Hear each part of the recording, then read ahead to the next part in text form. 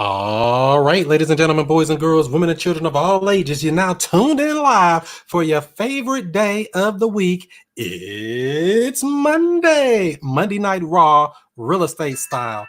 We're finally going to get this thing going, y'all. I know everybody's been in the house watching YouTube videos, watching Facebook videos, watching TikTok, trying to dance.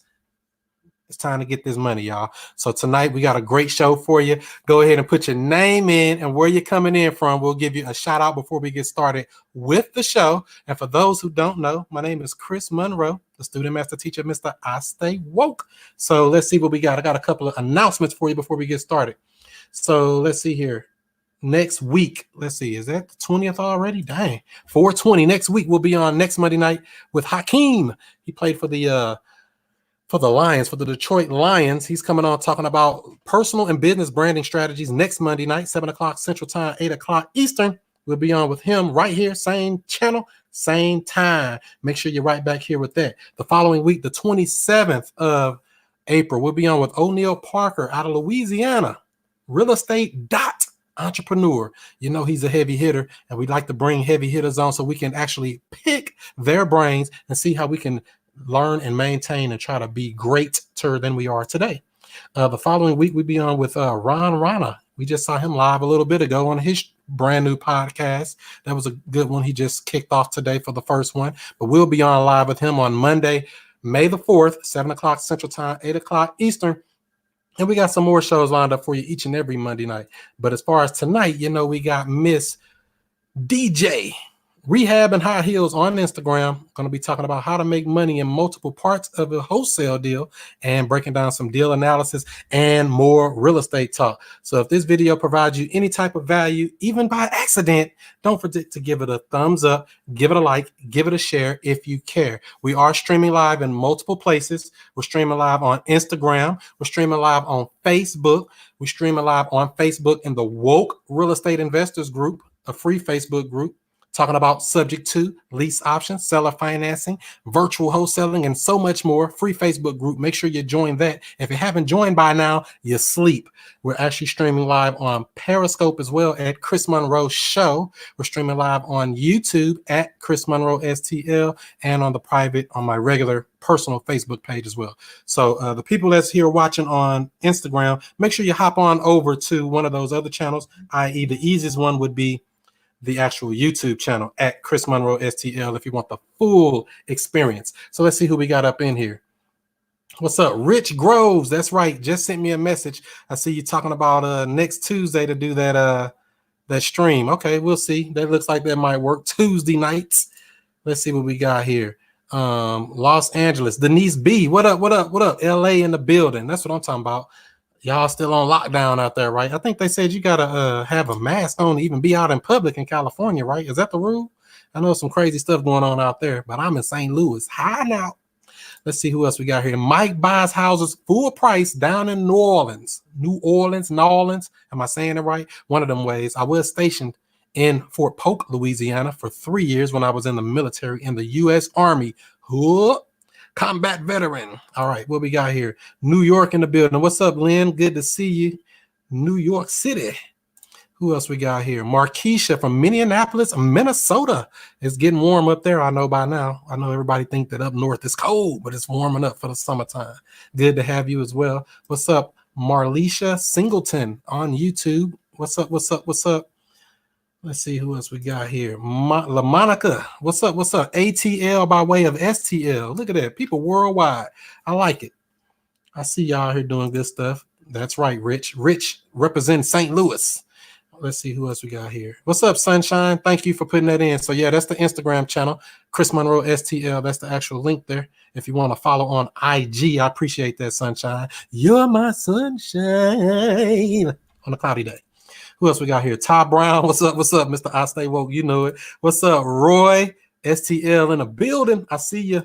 So that's how we do it. And those are some other links as well for the actual Facebook group and the website. So we're going to get this thing started, everybody. Thank you for joining in. Like I said, tonight we'll be joined by Miss DJ. She should be clicking in any moment there. But anyway, while we're waiting, you know what we're going to do? It's time to get it popping.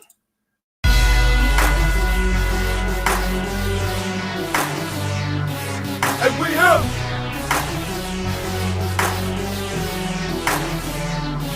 And we here.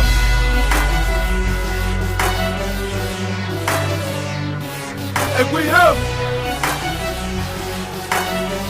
Mr. I stay woke. And Mr. I stay woke. What's happening? What's happening? What's happening? This is the student master teacher, Mr. I Stay Woke, Chris Monroe, and I'm right back at you with another real estate video. I know everybody's trying to learn the game. They're out here trying to learn and figure out, what do I do? I haven't been virtual. What do I do? I've been going and seeing people. It's the time to learn that virtual, dog. It's that time. It's that time. So I want to let everybody know we got somebody good coming in the show, Miss Rehab in High Heels. DJ, what up? And welcome to the show.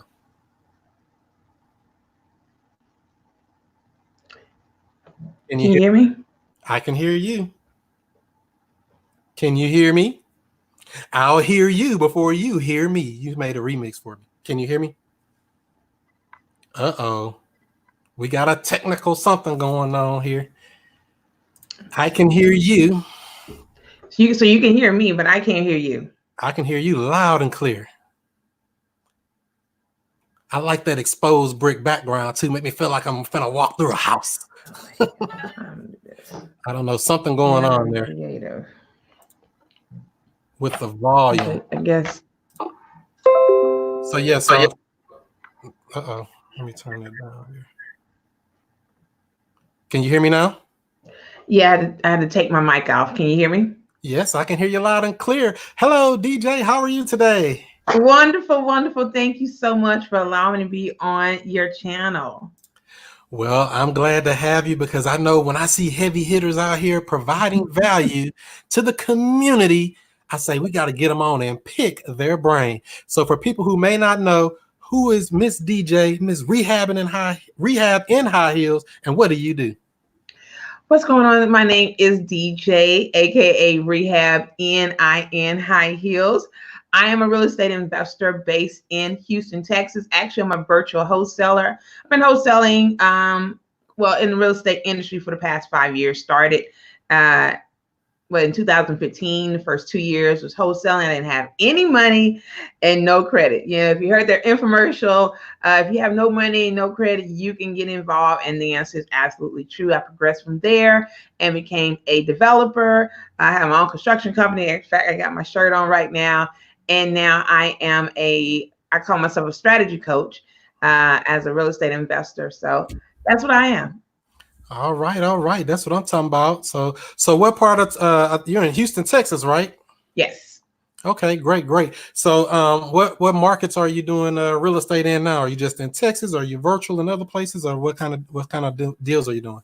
Actually, I'm in 7 states. Texas is one. So if I break down my states, I'm in Houston, Dallas, San Antonio, Austin. And then I progressed over to Alabama. So I'm in Birmingham, Alabama, Huntsville, Alabama. Then I'm in Georgia, of course, Atlanta. I'm in Detroit, Michigan. I am also in Chicago, Illinois.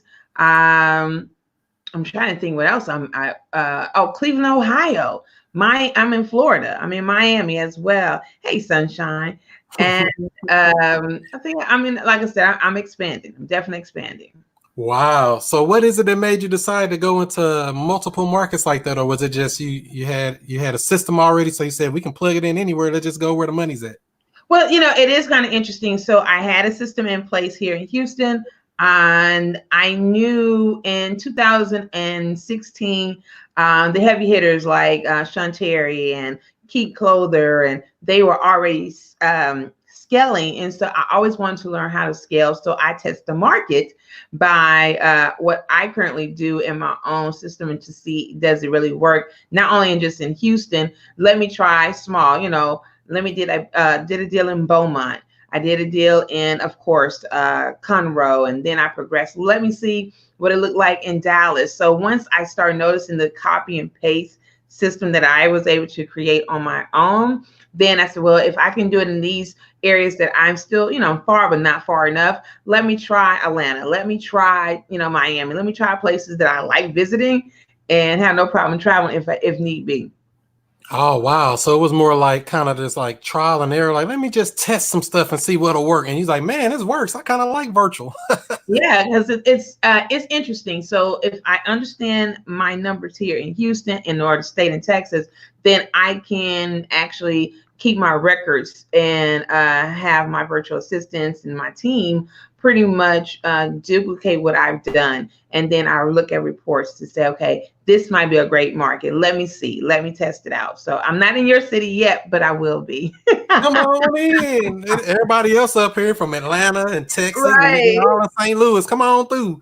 Hey, it's what I do love about real estate is it's so much that it's impossible to feel that I'm taking over, or it's so many deals that we crossed over and do business with each other. If I can't do it, I can definitely do a wholesale with Chris. It's vice versa. If you have a deal here in Houston that he cannot get to me and I could be a foot soldier for him, then why not? It's a win-win. Now that's what I'm talking about, making a win-win. I think you call it a 3 wins. Or what's the saying? How you say it? Absolutely, it's a 3-win situation. My seller have to win, my end buyer have to win, and of course, I have to win. So if I don't get 3 wins across the board, then it's not a really good deal. So for instance, if the end buyer wins and I win, then more than likely my seller won't even bring the property to the table, and that's not a win. So you have to make sure that every person that's touching that contract have to win in that process. Yeah, that definitely makes sense there. You got to have everybody winning, or somebody going to be mad and come mess your deal up at closing, or don't want to sign or change their mind. Life happens. Absolutely. Life does happen. So it's all about managing people. Like I usually tell everyone, we are actually, as a real estate investors, first and foremost, that specialize in wholesaling, our job is to one market to and solve problems. So if you can't solve the problem, then it's just a waste of time and energy. But if you're able to hear the pain point and able to move forward, then you're problem solving. And then that's when the deals start flowing. And then I like making every person that I've done a deal with a partner. And so they will refer more people to me. That's right. You got to have good partnerships, people to come in. So for people that are watching in the comments here or on the live, make sure you give this video a thumbs up, give it a like, give it a share. And if you have any questions about anything we're talking about, put it in the comments. We'll definitely get to it before we wrap up the show here. So for you, Miss DJ, what is it that made you get into real estate to begin with? What was it that made you say, this is where the money is, I'm going to jump in this crazy game? It's kind of interesting. I had a negative $259. I usually tell that story over and over again, but yeah, that's actually how I got involved. I was 35 years old. I was a tax accountant. I lost my business, and then I knew for a fact that I wanted to get back into real estate because I was a mortgage broker prior to being, taxes and everything else.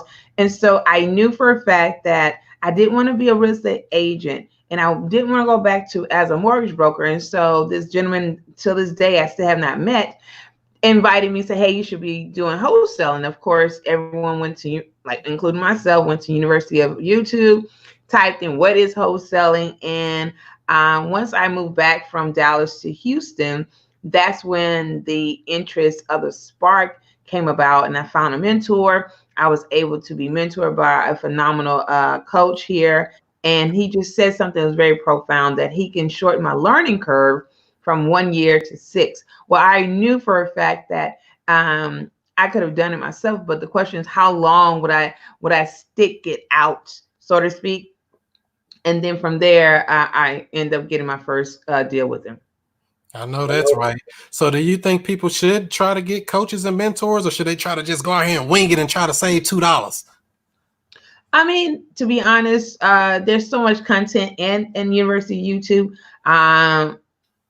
It is, I mean, it's really up to their discretion for me to say, no, don't get one. But I do believe if you are out there and hitting the pavements and you're stuck, you do want to find somebody that you can shoot the deal with and then properly position them in the way that it makes it a win for them to coach you through that deal, and that will bring mentorship in that form.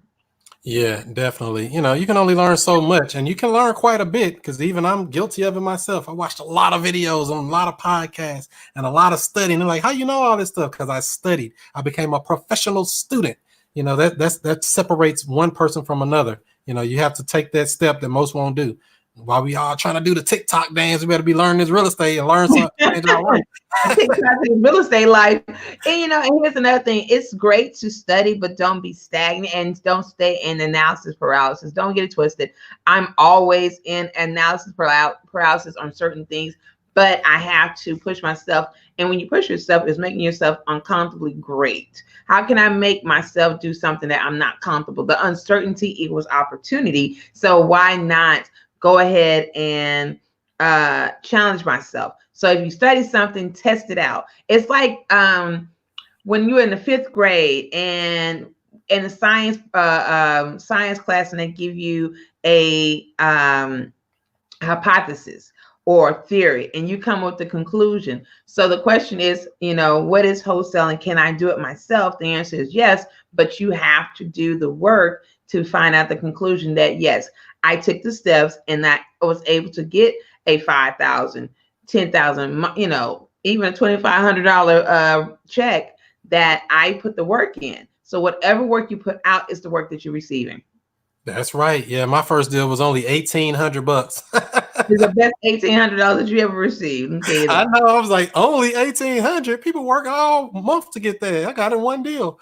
So yeah, that's definitely good there. So I know you said you have a deal or something that you want to break down and kind of share with the family and let them know, some tips and tactics and things like that. Yeah. So I end up closing a deal this past. Where's my receipt? I got it. I can't believe I have my receipt with me. My receipt is called the HUD statement.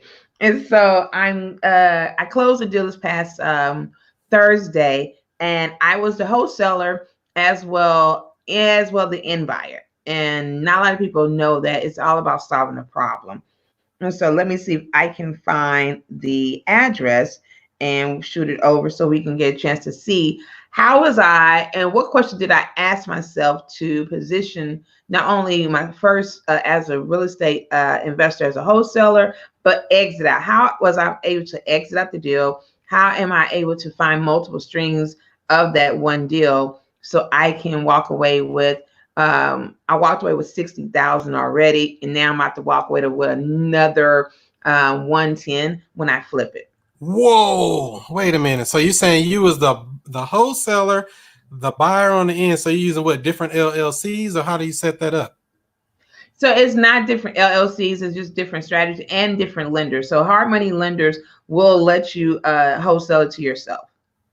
So you're so here's the thing, I didn't have to have multiple LLCs in place to get this deal done. Normally you can, but it's your lender. My lender's the one that ended up allowing me to go ahead and close. And they knew that I was the wholesaler, and I ended up using part of my wholesaling fee as a gap, and then I was able to close it. So pretty much I negotiate just right on the deal that it caused me to they brought me money to the table, and I ended up walking away with it. And so that's just part of it. So wholesaling it was a portion, then money for me to even start, because most hard money lenders want you to have skin in the game before they release the earnest money or the escrow money in that deal. And so they allow me to use some of the money that they gave me to put it back into the property. Now the next phase is to get it all completely done, which is going to take about maybe 6 weeks or less, and then put it back on the market. Wow. So yeah, I kind of get it now. So you saying that you were able to extract funds out of a deal by positioning yourself as the wholesaler, and so you didn't have to come out of pocket with that 10% down like hard money people. 10% or 20%. Now you're doing some slick stuff.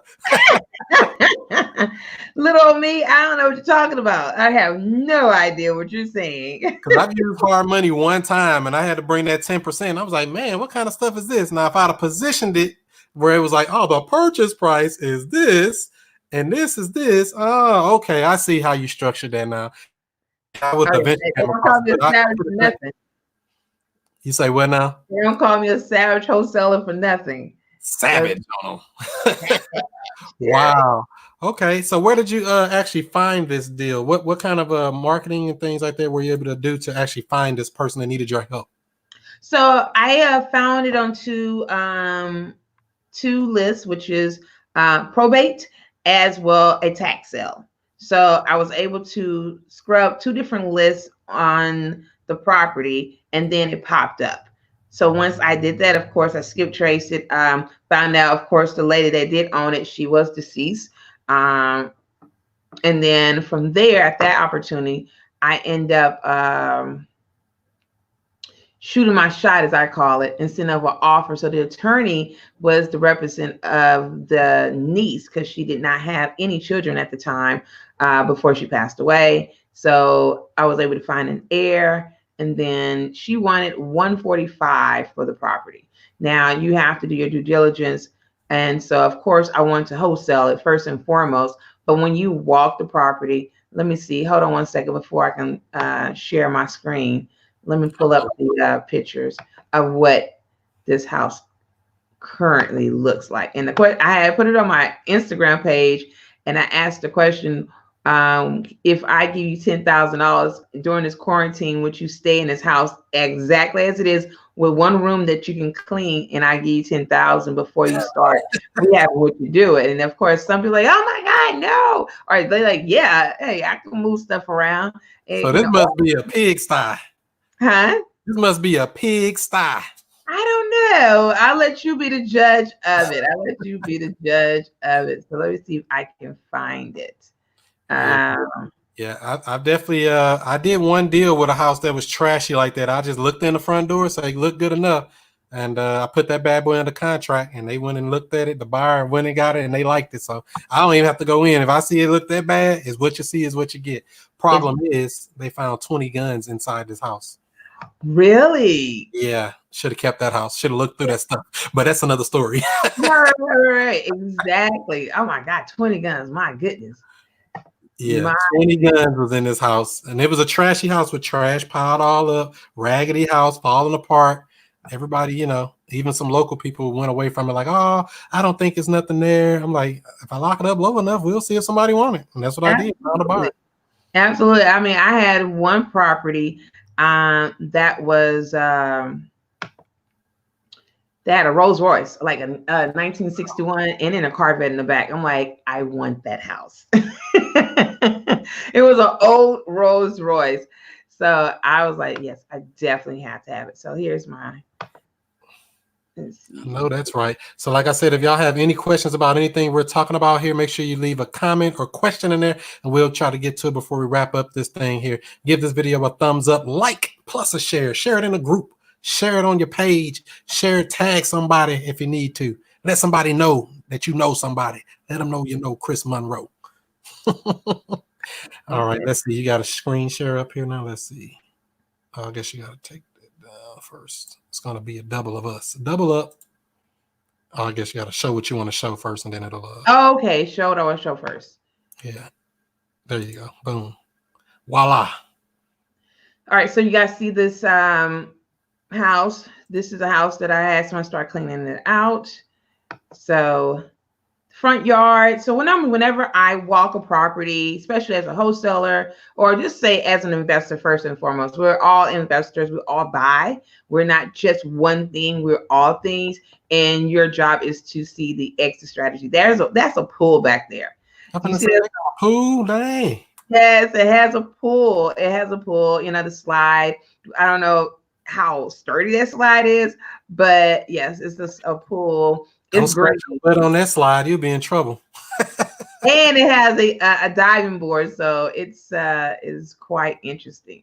So, but this is the house. This is the inside. This is the living room with the beams. That's the kitchen. This is part of the kitchen.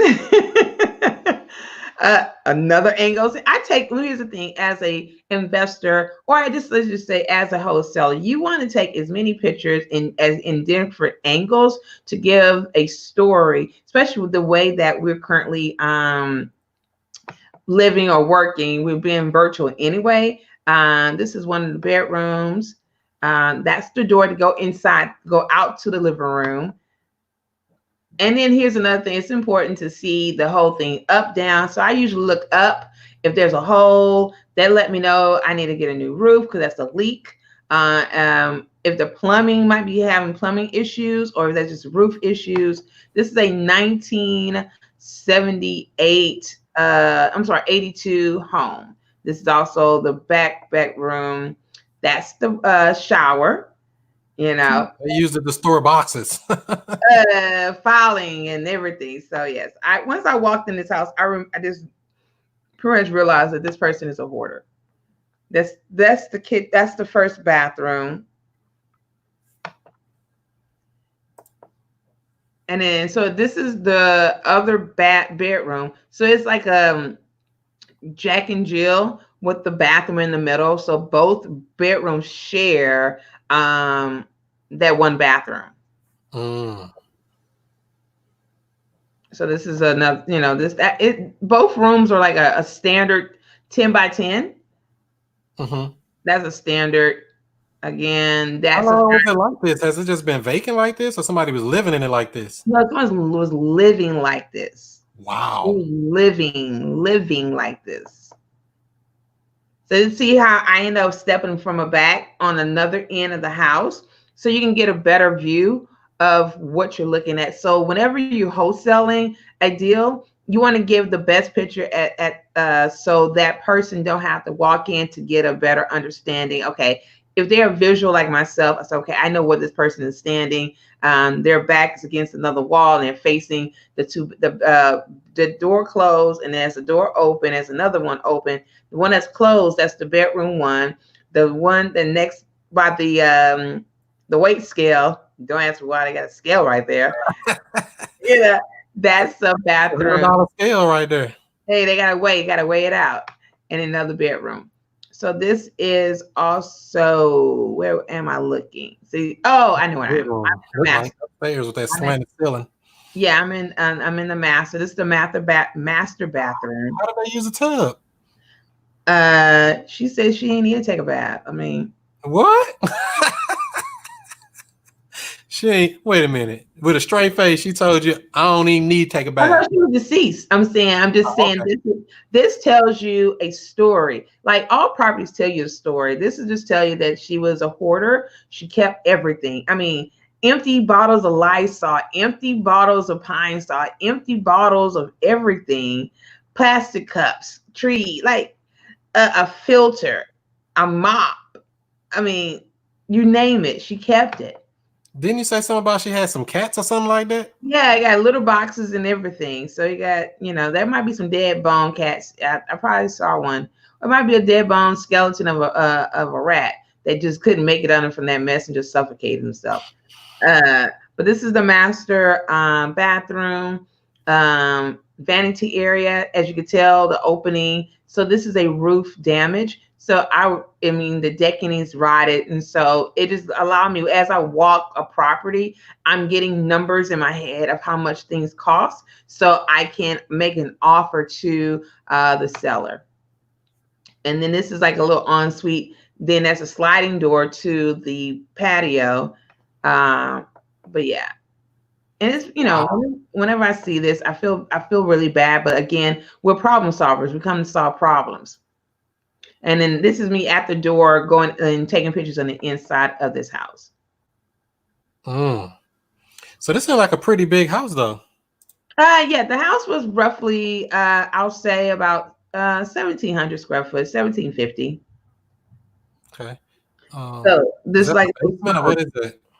It's a sunroom. Oh, sunroom. Okay. So there's a sliding door on the outside, and then you go in. I think they framed this way because they trying to, whatever she was thinking, she framed in a section of the house and made it a sunroom. And And that's a picture of the bath. Yeah. And so when you were analyzing this deal, and let me ask the people watching here, what repairs do you all see in these photos out of what she's shown so far? Put it in what repairs do you think this house needs so far? I know you did mention that it needed a roof. Did it really need a roof, or was it more patching? No, I didn't need a roof. The decking was rotten. Wow, it was bad. Mm-hmm. So this house needed quite a bit of stuff.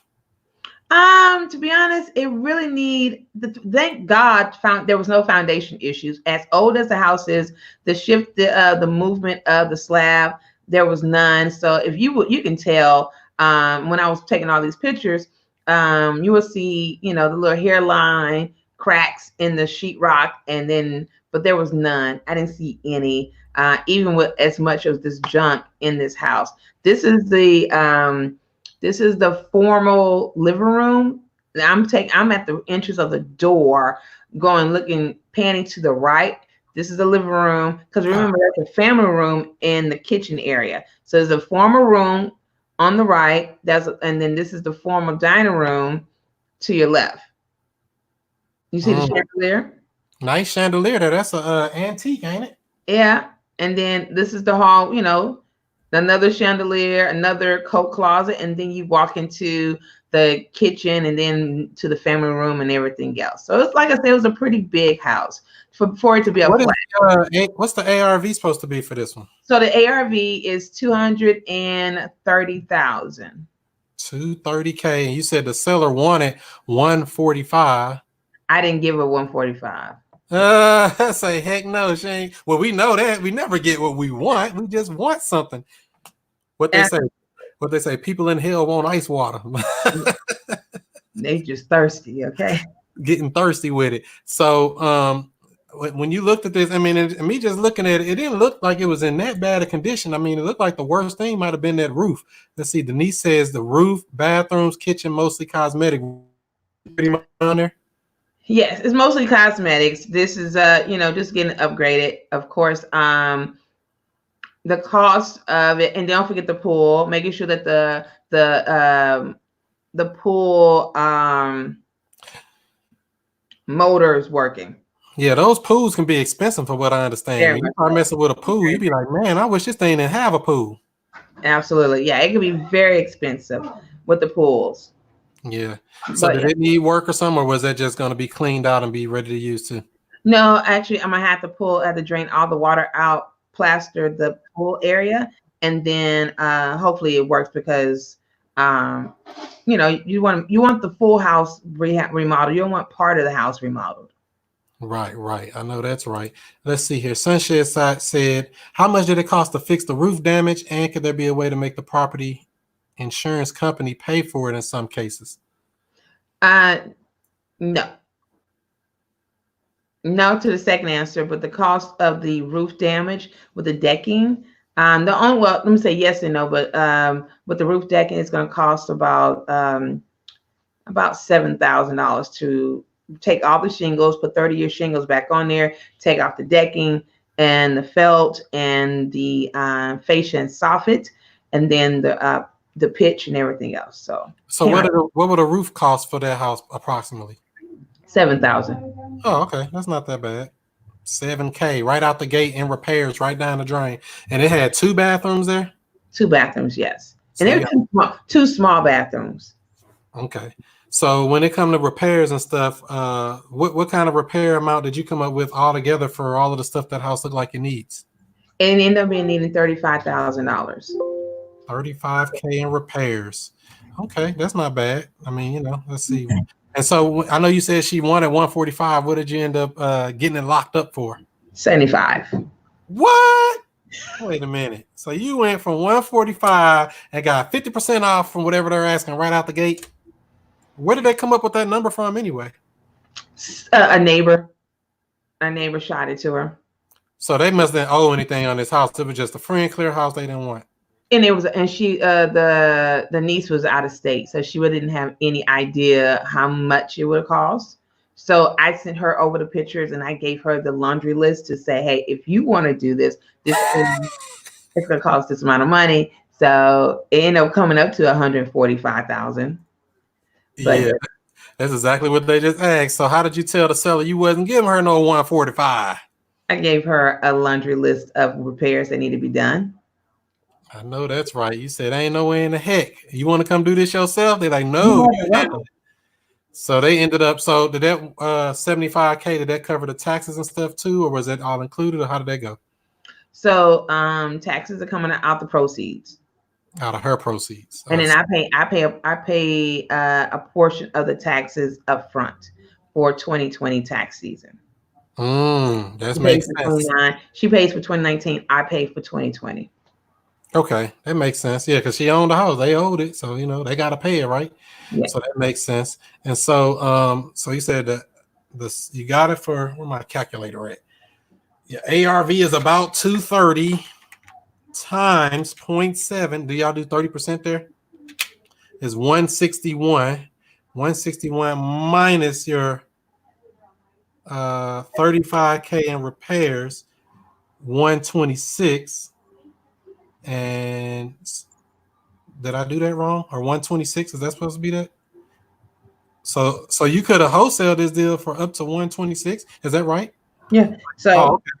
So it's got about a $50,000 spread in it. Right. So it was a lot of spread in it, but I was just based on my gift on negotiating and never split the difference on that. So I was able to be empathetic as well. I knew she wanted to get out of it because I heard her pain point, or I was able to anchor it. And once I was able to anchor, then I was able to give her pretty much what she was looking for, what she was willing to walk away with. And that's the first part of the win. So wait a minute. Anchor, the only anchor I know about is the one on a boat. Can you explain for people who may not know, what is an anchor? So whenever you are negotiating, you want to build an anchor. You want, whenever, like he says, like a boat, you are selling, but you want to stand still, which is mean you want to build enough rapport. So by asking the right questions, by figuring out their pain point, you're anchoring your relationship with that seller. So if anyone else like Chris or any other real estate investor, they will contact her. I've done so much rapport with her that she will end up calling me and letting me know, hey, someone had called. Can you give them a call? Let them know I don't want to deal with this anymore. And I'll be gladly to say, hey, this deal is sold. So back away. Tell them back it up. Tell them get up off your deal. Right, get off the deal. Now, if you want it, it's gonna cost you 160. If you want that thing, how about that? Right, and they lucky to get it that good. So that's a good thing there. What's up, Diane? Glad to have you as well. Let's see what else we got here. Hey, Virginia. Hey, Millionaire Mentor. Y'all got into his coaching, more than worth it. Oh, all right. Thank you, Virginia, for the shout out. Appreciate it. Thank you. Let's see here. And so with this deal here, so you're gonna end up, you close on it already. You're gonna fix it up and you're gonna sell it, or you're gonna keep this property. So I have several exit strategies. One is definitely selling it. Being that I'm already in the deal, I went ahead and in advance cover my holding costs. Normally with your hard money lender, they will lend up to like 6 months to 12 months. So I went ahead and paid in advance 6 months out the money that they're giving me. So I don't have to stress myself so much. And then once I'm done within the 6 weeks of repairing, I still have 5 more months that it's going to sit on the market, and I'm not going to be affected by losing any money until like month 7. So I can either do, I can quickly turn it into a bird product, or I can go ahead and refinance out of the hard money and put it in a conventional or another hard money that believes in just a longer term. There's other hard money lenders that just like, well, we'll give you a 5-year balloon, and then you can keep it, and then you can rent it out or do own finance or wrap around mortgage. Like that's when you are doing your job. But the days on market over there, even with this type of climate, is about 45 days. And this deal is in Houston, right? Yes, it is. Okay. Is it really competitive there? I know they say, I know Dallas is really competitive. Is it really competitive there in Houston too? I mean, I don't really feel competitive of others. I just know that I focus on what I'm capable of doing. Right. What do you use to determine the cost? Yeah, they want to know, what do you use to determine the repair cost? Melissa wants to know. So again, within my 5 years of experience, and I have there it goes, pretty girl construction.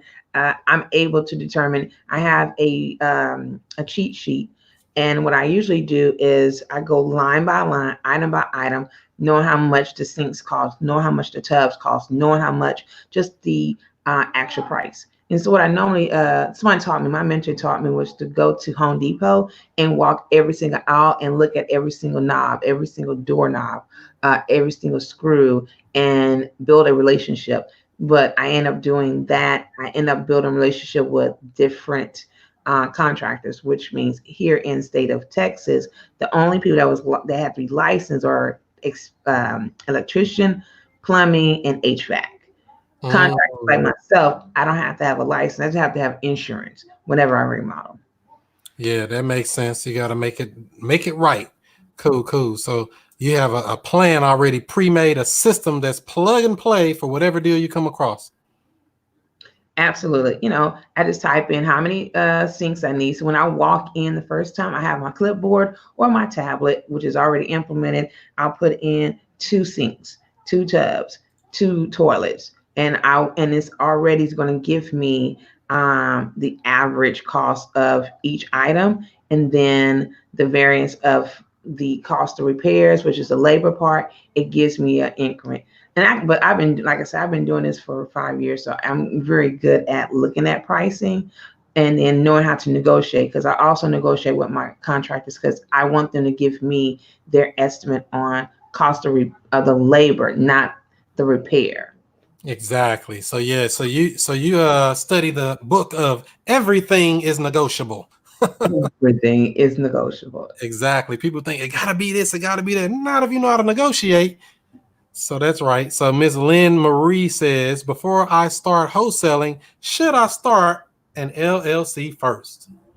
I didn't. I did 6 deals without I did a DBA, doing business as. Um, and then once I did the first 3 of my deals, then I went ahead and in the state of Texas paid $300 for a LLC. So you can use a DBA or sole proprietor and do that, or you can put it in your name. So it's up to you.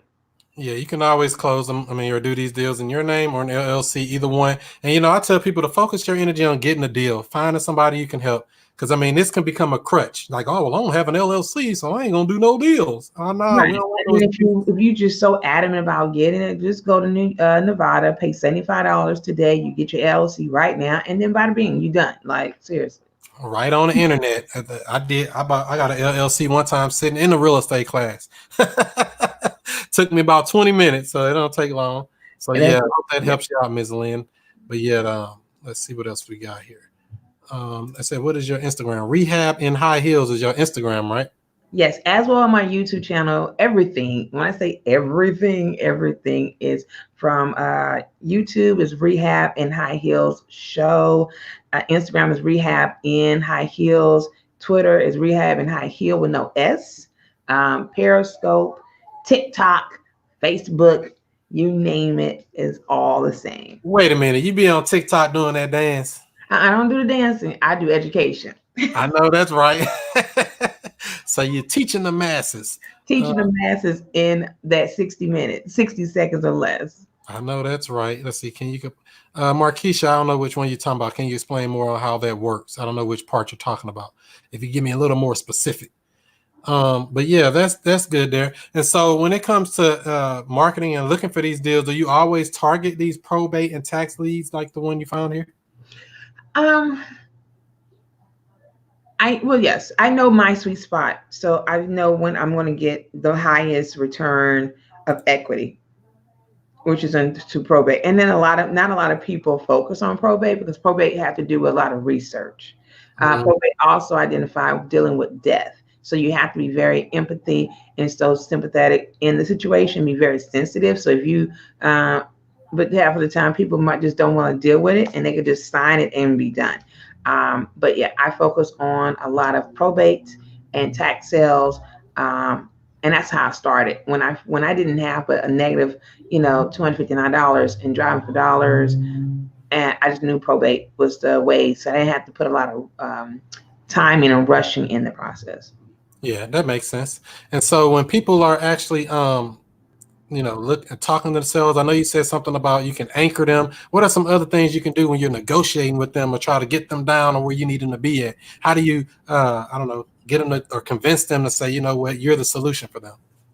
So whenever I talk to a motivated seller, I want to first find out, you tell me, what are you thinking, and then how did you come up with the price, and then I educate them. I believe in just going straight forward and showing them the numbers. I don't hide anything. I go straight to the point to show him, okay, show him or her, hey, based on the market doesn't lie. Let me show you going forward on how to make sure you get the best price that moment. And so I have a conversation with my motivated sellers. And then I also give them a reason why my offer is at this price. So I try my best to make sure that they understand the larger perspective. And then at the same time, I let them know, hey, first and foremost, I'm an investor. So when I'm done with this house, I want to get it back to where it used to be, so we can have someone else that live in your grandmother's house, live in your aunt's house, live in your dad's house, so they can feel comfortable. So you want to make sure that the next person is going to, we're passing the baton to, it's going to be living comfortable. So these are things that I want to bring life back to the house. So You tell them the truth. I tell them the truth. I don't hide anything. Because a lot of people want to sneak and slide. Like, I'm gonna buy your house when they know they're gonna wholesale it or assign their contract to somebody else. Yes, and even in my contract, I also walk through my contract step by step. Okay, know this: I have the right to assign my position. I don't say sell the contract. I say assign my position to another person, and the price that we're coming up to will not affect you. You will not get renegotiated. You will be at this price. So once I give them the full story and not just half of the story, so when they don't see me at the title company, they get blindsided. They don't build. But here's the thing: I make sure my buyers go in first in the morning, and then my seller comes second. So they would never cross each other's path. Exactly. And I ran into a title company here in St. Louis. I've been through about 9 different ones. Why they have the seller and the buyer in the same room at the table one time and had them get ready to mess up my deal at the closing table? But it got through. Right. So there's several ways to skin a cat. You can do a blind HUD all day. Like transition funding is a totally different story, but you can definitely do a blind HUD, and they see what you need to see, and then and let it be. So I don't always have to be at the closing, because one, I'm not a real estate agent. I'm an investor. But you got to give them the most and the best honest answer. And then sometimes they might say no, but no means not yet. Right. Not yet. We're not ready. That's what I was going to ask you. How do you deal with the unmotivated seller? Do you just say, we'll follow up with them, or you offer them some type of creative stuff, or what do you do with those people? So I move that list over, and I call it not yet campaign. And I just do a slower drip campaign, meaning I'll send out celebratory holidays cards, through direct mail out. I'll send out every 2-3 weeks, text message, ringless voicemail. I think I do ringless voicemail the most, instead of doing a cold call itself, and then do a follow-up. So, hey, Miss Jones, this is DJ with, happy 24/7. Just following up with you, see how everything's going. If you stay constantly and remind yourself your name, they will call you back. I had 2 deals call me back at the end of December, and I was touching them in June. That's 6 months. Yeah. We getting calls, people from last year too. I was looking on the thing like, we ain't talked to this lady since Thanksgiving. She's still calling us. Absolutely. So, but the key is the win is in the follow-up. So even like, let's say 5 people called once, but the last person that will end up calling back the second time will end up getting the deal, because they are already been conditioned to get the calls. And then when you call at that moment, they're like, I'm ready. I'm just going to get done with it. They ready to go. They just not even thinking about it no more. I'm ready to sign today. I've been thinking about you. I'm like, hey, Here, this is the email. What sign here, and keep it pushing. Every them getting in for they change their mind again. And Markeisha was saying she was asking about covering your holding costs when using hard money. Go into detail a little bit more on that. She wants to know. Covering your holding costs. So holding costs is really your interest. Is an interest only note. That's your lights. That's your gas. That's the what else? The holding cost of keeping the deal. So primarily the bulk of that money is really your interest. Usually each hard money lender asks for like 6 months of reserves. They want to see it.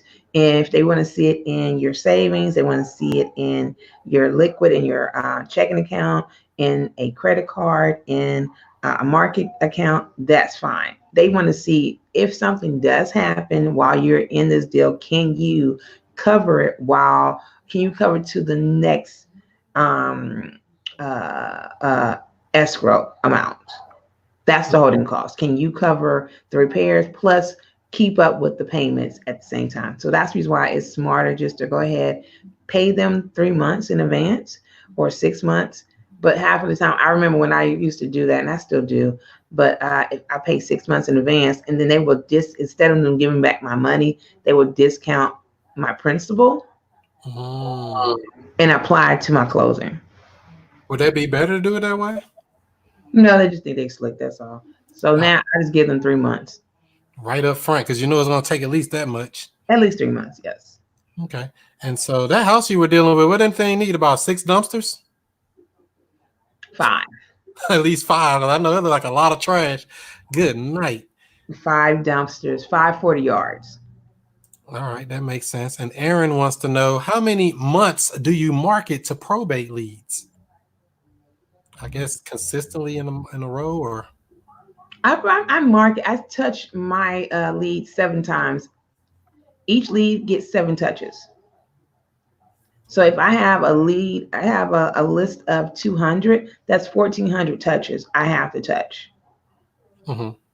So they get a call, they get an email, they get a text, they get a ringless voicemail, they get a IVR. They also get a direct mail out. They get me knocking on the door. Like that's the fast thing. They start all over again. So if I started on Monday, they're gonna get touched again on a Wednesday and touched again on a Friday. In this system, if I call them on a Tuesday, they get touched on a Thursday and they get touched on a Saturday. If I call it on a Wednesday, it rolls over like that. So that's how I touch them. But I believe in touching my deals 7 times. So you want them to either say you're either selling or you're not. Yeah, that's it. And then they say, I'm not selling right now. I take them out the queue and put it in drip campaign every 3 weeks. So whenever they change their mind or the coronavirus hit their neighborhood, they're like, I'm out of here. They're going to think of you. Absolutely. So I usually use this analogy of Geico and Liberty Mutual and State Farm. You know, the insurance company is always going to be doing a commercial. So they speaking to your subconscious mind. So when you do get into a situation or the general, you'll end up reaching out to any of these primary insurance before you go to a mom and pop. They just gotta have it. Saving 15% by going to Geico. Not really. Because of the ring, that message that they're speaking constantly, the song, the jingle, it makes it just a subliminal way to get people to remember that tune. Well, the biggest one that's been told that I know of in my lifetime, a diamond is a girl's best friend. That's one of the biggest ones they by Mary Kay. You see what I'm saying? Or they getting all the money. Program. Just programming. So the question is how, I'll do a subliminal programming with my motivated sellers as well as my end buyers. Because that's when they're not ready to buy. Right. And Aaron had a follow-up question to that. How do you feel about a probate list that's 3 months old? Is that too old, or do you keep trying? I have a pre-foreclosure list that's 3 years old, and I still get deals off of it. Wow. Yeah, we actually got a deal like that too off a pre-foreclosure list that looked like the house got taken, but it didn't get taken, and we ended up getting the house. Kind of weird. 3 years old, so 3 months. I look. I'm telling you, comb through all the leads that you have, and then call. the worst thing they can tell you is stop calling, and you just don't call them on Tuesday. Just call them back in June. Summertime. I know that's right. So, Yeah, like I people said, have if y'all get any value from this video, make sure to give it a thumbs up, give it a like, give it a share. Let me see here. We got another question from Miss Melissa. Say, oh, that's not a question. Just say somebody else told me that part to network with people in Home Depot and Lowe's. Do you do stuff like that? hmm And I also want to see their products, their work. If they have contractors that's out there, not the ones that's on the corner, those are people that will pick up your trash. They don't know how to do anything. Big difference. Contractors who at the pro desk, those are the ones you want to reach out to. If you Mm, go to Lowe's pro desk or Home Depot pro desk, they're there. they're there and ready to help you in any type of way. They also want to know, how do they get a sheet like the one you had where you're talking about how you break down the deal? I have the sheet. I guess I can send it over to you and let them, or go to just go to my rehab in high heels at Gmail and say I saw you on Stay Woke. So rehab in high heels at Gmail. Is that the email address? Yeah, just right now at Gmail and just say they saw me on your show, and I will send them over that contractors list. Now, no list is going to have rehab and high heels or pretty girl construction on there, but if you can overlook that, then yay, there you go. There you go. Copy and paste. Days is not going to hurt. Marsh, let's see. They say, I'm just joining. Did you mention how you find probate leads? Courthouse. The courthouse. But what if they gonna tell you we don't do that and act like they don't know you when you go up there? What do you say to them? I go to the clerk. I talk to the docket. I want the docket. I want the docket for the month. I want the docket for the year. I want the docket. So the actual docket, is that public information or is that something that they're not supposed to really share? That's public. And they charge you like here in Houston, they charge me $2 a page. Okay, so that so I don't ask for the list. I ask for the docket. And you make your own list from that. Right, and I pull the docket shows me the list of properties, and I gotta scrub it. But at that point, I don't do it. I just send it to my VA and let them do it and extract it and then give it back to me. Yeah, touch on it a little bit. A lot of people have been asking me a lot about virtual assistants, VAs. Do they really add that much value to your day? Yes, it is. Like, do you like your 18 hours? Like, remember, we got 24 hours. 18 of it is yours. 8 of it, you're sleeping. Or how many hours you're sleeping, you taking the time. So I am choosing what to do with my time. So if I need someone to make calls, and here's nothing, if you're not strong on over the phone, but you're able to, but you're very strong on teaching other people to be on the phone because you know what you want, then delegate some time and training a VA. If you don't, if you want to, I don't want you to be fully in trust of a VA because they say, well, I make cold calls on another deal. Yeah, that might be it. But there's words that I need you to say for me and my list that I acquired because I pay for it, that I need you to. So I just don't want you to just make an assumption. This is how I want you to make these calls. But yeah, so I train all my VAs. Yeah, and that's something I do too. We have I have 2 virtual assistants, and I actually created about 65 to 70 internal videos for the company where they know how to do everything, what scripts to use, how to say this, how to do that, every little detail, how to pull this, how to skip trace, whatever they need to do. It's a video that addresses that, so I don't have to come back and teach it over and over and over again. I got a video already made. So what I usually do is I focus on one person as my account manager and my VA manager. Teach that person very well so she can teach others. Yes, definitely. That makes a lot of sense. So that you're not tied into you still want to keep up your time, and so you can go and focus on looking at the reports and paying getting the leads in, and so they can do their system, do their part.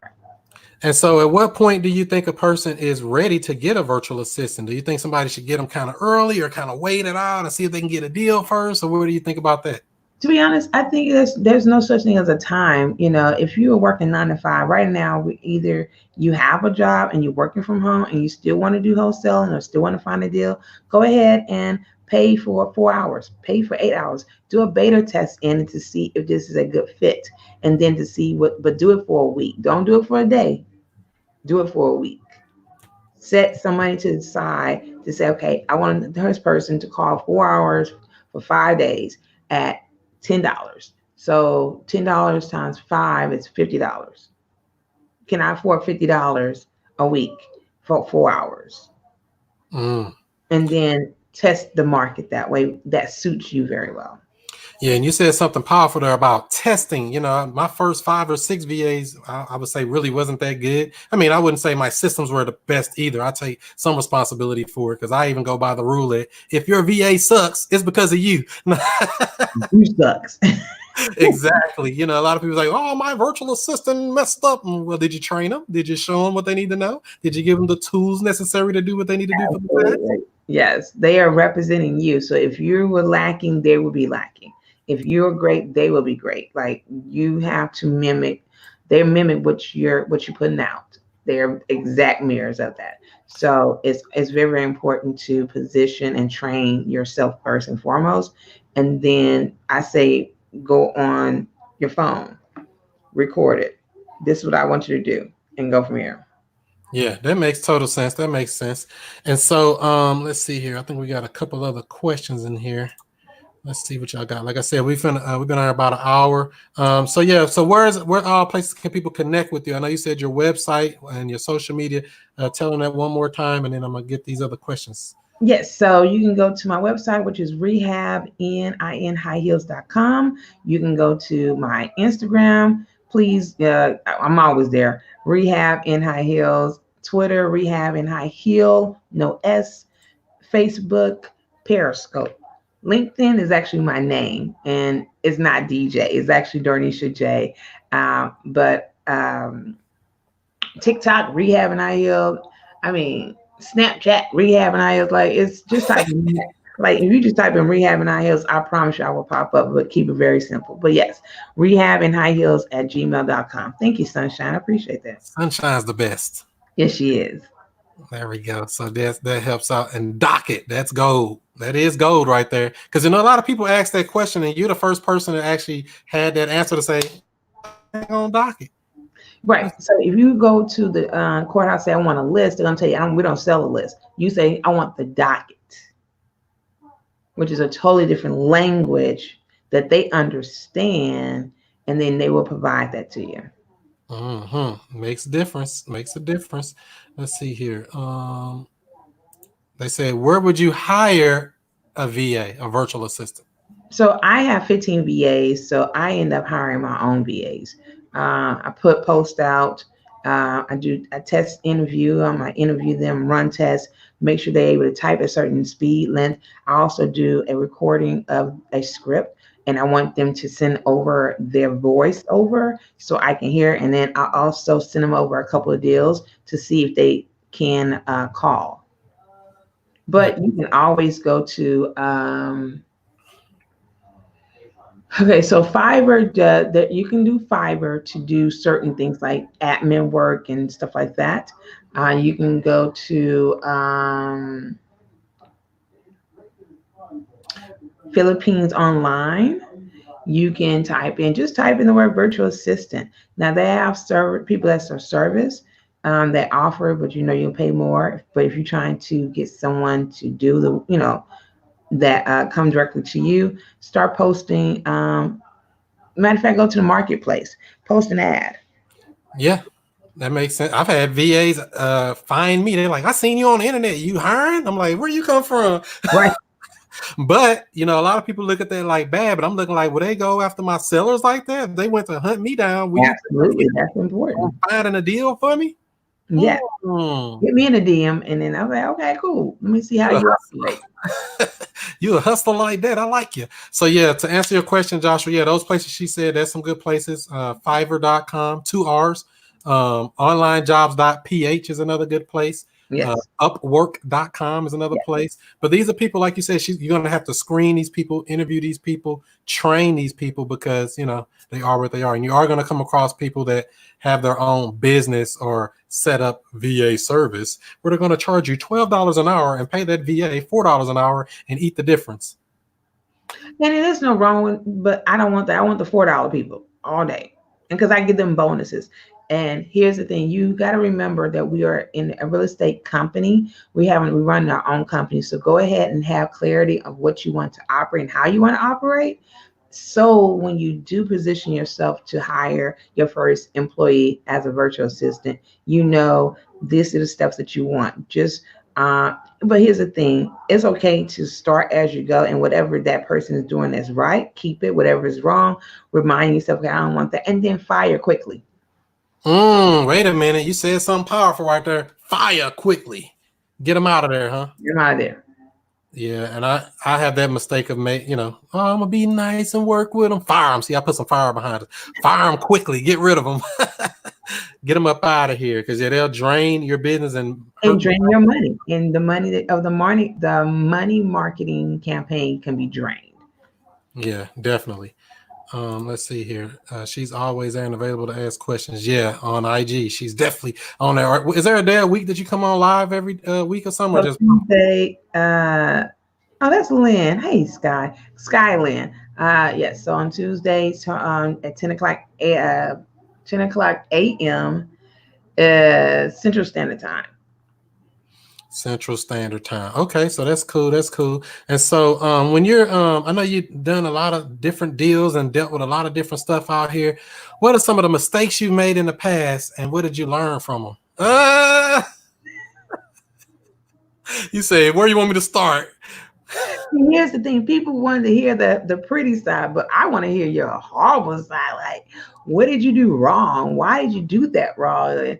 Because I was crying on a daily basis. My first flip, I was supposed to make 80,000, and I walked away with $2,500 because I was in it too long.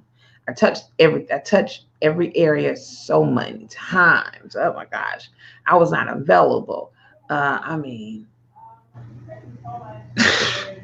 So hiring the wrong contractors. How are you gonna just hiring the wrong contractors? The contractor didn't pay the subs they came to me and start picketing and start taking my tools. Like, it could be ugly. Oh, please make sure you get a release. This is talking about flipping. I'm gonna break it up. So in flipping, make sure you get a release of lien. So when you go and sell that property, you're able to release your there's no liens on your property when you flip. You get a lien release when you first start, and a release of lien when you finish paying. And then you don't give them all their money. You give it in thirds. Find a date. I pay them on a Monday so I can get them to work on that Saturday. So when they start drinking on Friday and Saturday, they don't get paid till Monday. So they get a contract. Make sure you get a contract up front and get a copy of their driver's license. English or Spanish, I don't care. I want that piece. And take a picture of their car. And take a picture of their license plate. Like, it's serious like that? Dang, with contractors? Wait a minute. I know I heard a lot of things about contractors. Is that what you're telling me? Yes. So they can refer other people to do your job. I mean, there are going to be some great referrals. But when you are getting someone that's not keeping their word, not showing up, and not paying their own people, then that becomes a problem. They're gonna come to you with, you give me my money. I gave your money to that man, so you need to talk to him and get off my property because you're trespassing. And you don't want a mechanics lien put on your property. Facts. Yeah, that's the thing that I be looking at. That's what I don't really mess with the rehabbing for that reason. I don't want to babysit no grown people. I love all the headaches and heartaches, but I end up learning so much. That's why I got contracts now. That's why I'm able. But here's the thing: I'm able to maneuver. Same thing with wholesaling. If you co-wholesale, you need to get a co-wholesale contract, because when you get money, people get amnesia. Yeah. And speaking of that, you can get a free joint venture agreement by texting JV to 31996. Right on time. Text JV to 31996. Get the free joint venture agreement. That'll help exactly what you just mentioned there. Because people do get amnesia, like, oh, well, I ain't agree to that. It's all in writing. Put all deals in writing. Don't play that verbal. Oh, they promised me a handshake. Yeah, we gonna do it. Nah, man, we need it in writing.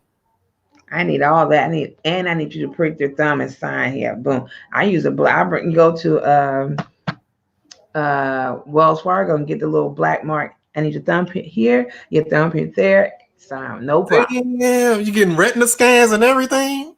Hey, I'll take your hair follicle if you let me. Wow, you are not playing with these people. So the biggest thing is when it came to flipping, dealing with contractors. And so how do you go about finding good contractors? I know that's a hard thing too. You find one. I usually start with my electrician. My electrician knows a plumber. My plumber knows a framer or a general contractor, or and then also find a really good handyman to do all the punch lists. But that's flipping. For wholesaling, you want to make sure that one, you have, your maximum allowable offer, your MAO, you have your contract that covers yourself. Here's the thing about being a wholesaler. You want to have no loopholes in your purchase contract. No loopholes, meaning can you opt out? If they opt out, do you keep the earnest money? Where the earnest money is going? So you want to make sure that your contract is covered for purchase as well for end buyer. You want to make sure that both are speaking the language to protect you. Well, one, that first contract protect you and the seller. The second one is protecting you and the buyer, so you won't have any issues. Yeah, because they definitely gonna get that amnesia quick. Like, I ain't say that. I ain't promised. What are you talking about? Again, when you want them out, if they can't close, my contract will release you off the deal. Yeah, you want to get them up out of there. That makes sense. Let me see. We got a couple more of these questions. Let's see here. What did it say? Places for VAs. You got that? Oh, she put that in the comments. Thank you, Sunshine. Let's see here. I say, so helpful. Appreciate this. All right, great. So anything that you want to share with the family or anything? What do you got? What are you working on as far as going forward? What other stuff you got coming up that we don't know about yet? Okay, so I'm ending one of my challenges. I love challenges, and because what it does is make people accountable, right? Especially in wholesaling. So if you don't have any money, but you want to leverage your credit, this is the perfect climate, perfect season to restore your credit, right? So I have a challenge called Get Out the Rat Race that was inspired by Robert Kiyosaki, who created a game board called Cash Flow Get Out the Rat Race. So I'm showing everyone exactly what to do. You have to do the work to get and restore your own credit. I don't do it, but you do it. I believe that if you do it yourself, then you're able to pretty much value your credit. Mm-hmm. And then another challenge I just created is 5 for 5 challenge that start next Monday, making 5 offers, calling 5 cold call motivators, finding 5 end buyers, texting 5 follow-ups, and contacting 5 real estate agents. 5 people each per day equals 100, and then that should give you a deal. So the 5 for 5 challenge. So that's a challenge that people got to sign up for, or how does that work if somebody wanted to get involved? So on tomorrow, I will have that on the Rehab and High Heels page. And so you just register. It's free. Just do the work. And so on Monday, you have the instructions, and then you're able to get involved with the challenge. So you saying my favorite 4-letter word, or I know everybody else's favorite 4-letter word, free. You said they can sign up for free. Just go to Rehab and High Heels on IG. Yes. Rehab and High Heels on IG, or my website, which is rehabandhighheels.com, and you register. but it's not up yet. So don't even do it. I just thought of it today. They're gonna be on there like, where is it at? We finna get you. We finna bombard you with some stuff. You said something was free, so sign me up. Yes, indeed. But yes, so by tonight I will have it ready. But definitely go to my Instagram and I will have it ready. It's going to say 5 for 5 challenge. Just click on it, register, and then go from there.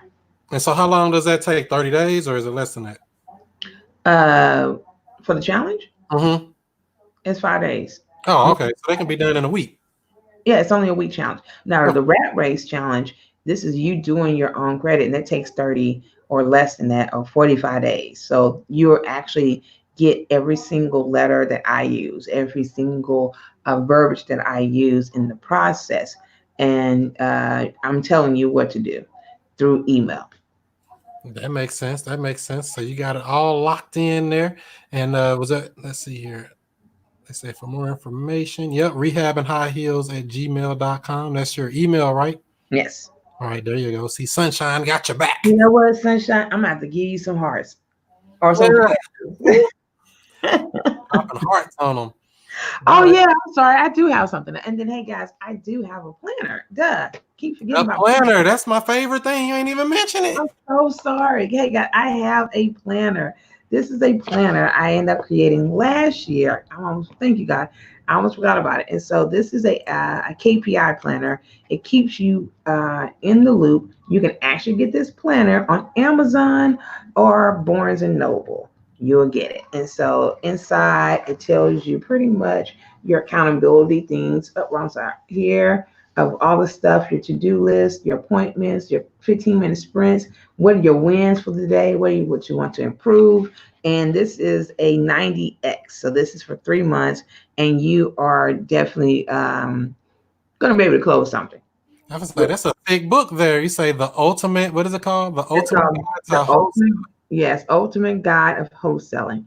I will also send you the link on your page. So when you get this uploaded, I'll send it over so they can click it. But yes, the ultimate wholesaling.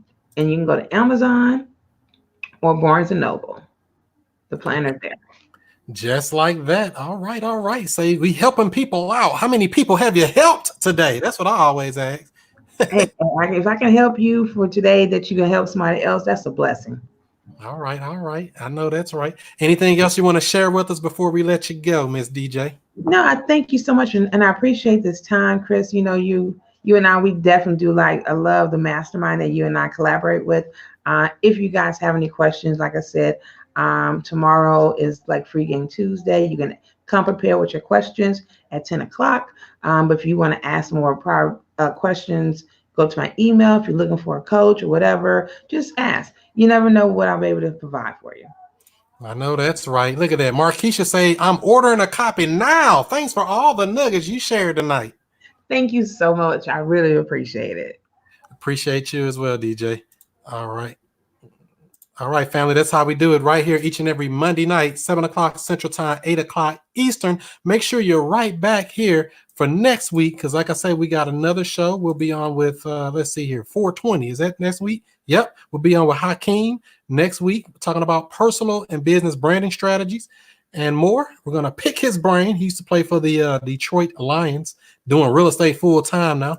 And then the following week, we'll be on with O'Neill Parker, real estate entrepreneur. Make sure you come in and check us out on April 27th for that. That'll be great as well. And then we'll be on with Ron Rana. He'll be on Monday, May 4th, 7 o'clock Central Time, 8 o'clock Eastern. Check him out. He just got through doing a stream earlier today on his first podcast. And we got more coming up for you as well. We'll be on with Willie Coleman next month as well. And we got more. You know, we always got somebody for you. You never know. If I can't bring you something myself, bring somebody on here that can do it too. We're going to bring some other deal analysis and other things as well. If this video provided you any type of value, any type of content production that makes you feel good, make you feel like you can do what you need to do, make sure to give it a thumbs up, give it a like, give it a share. And if you haven't already, join that free Facebook group, Woke Real Estate Investors on Facebook. It's a free Facebook group talking about subject to, talking about lease options, talking about seller financing, and so many more. Check us out, Woke Real Estate Investors on Facebook. And if you're looking for contracts, cool gear, or coaching, all that and more is available at wokerealestates.com. And also, I did mention the text JV to 31996 if you're looking for that free joint venture agreement. That'll help you work with some other people, put everything in writing so there's no confusion on, oh, well, I didn't agree to that. Yeah, you did. Look right here. What the paperwork say, baby? Paperwork makes that paperwork, like we did with my boy down in Houston as well. So hopefully you all learned something today. Even if you didn't, leave a thumb up, leave a smart comment anyway. So that's how we're going to do it, family. Let's see what we got here. Yep, that's the website. Thank you, Sunshine. WokeRealEstate.com. That's the website for everything you need for real estate and more. So with all that being said, do what you do, be who you be, and I'll see you before you see me.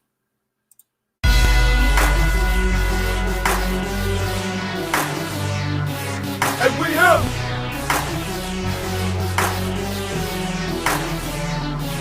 And we have.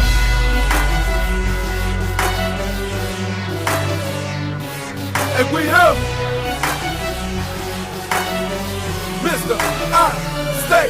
Whoa, whoa, whoa.